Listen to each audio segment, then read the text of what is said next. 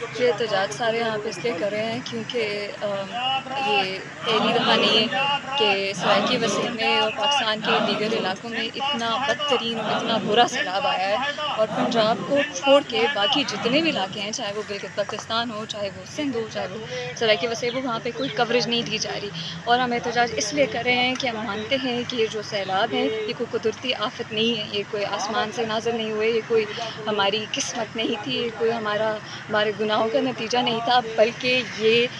پہلے جو انگریزوں کے دور میں ایک نوآبادیاتی انفراسٹرکچر قائم کیا گیا تھا، بنایا گیا تھا براجز، ڈیمز اور کنالز کی صورت میں پانی کو، دریا کو روکنے کے لیے اور پانی کو کنٹرول کر کے لوگوں کو کنٹرول کرنے کے لیے، اس کی وجہ سے یہ سیلاب اس طریقے سے آتا ہے۔ کیونکہ آج تک جو ہے لوگوں کا جو رشتہ رہا ہے دریا سے اور سیلاب سے، وہ ایک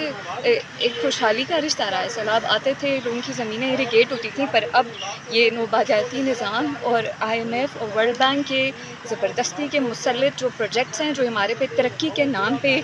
جو ہے اس پہ مسلط کرتے ہیں، ان کی وجہ سے یہ ساری بربادی ہو رہی ہے۔ اس کے بعد ہمیں وہ مزید قرضے دیتے رہتے ہیں۔ ابھی بھی ہم پچھلے سیلابوں کے بھی قرضے بھر رہے ہیں، انہی پروجیکٹ کی وجہ سے جو بدترین ہوئے ہیں اور جن کا نقصان زیادہ ہوا ہے، جو بھی انہوں نے ہی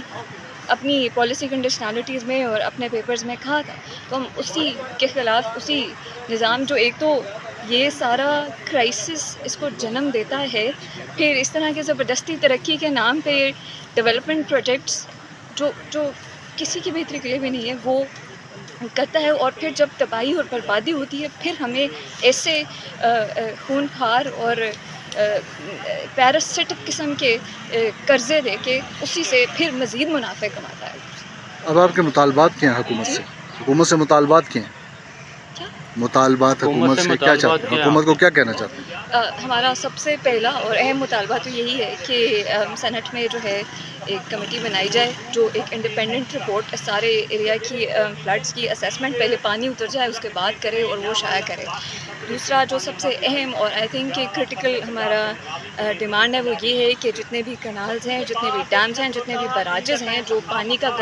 دریا کا گلا گھونٹ رہے ہیں، جن کی وجہ سے یہ سارے سیلاب جو ایک قدرتی طور پہ آتا بھی تھا، اس کا اتنا ایک ڈیزاسٹرس امپیکٹ ہو رہا ہے، اتنی جانیں جا رہی ہیں، اتنا نقصان ہو رہا ہے، ان سارے انفراسٹرکچرل پروجیکٹس کو ڈی کمیشن کیا جائے۔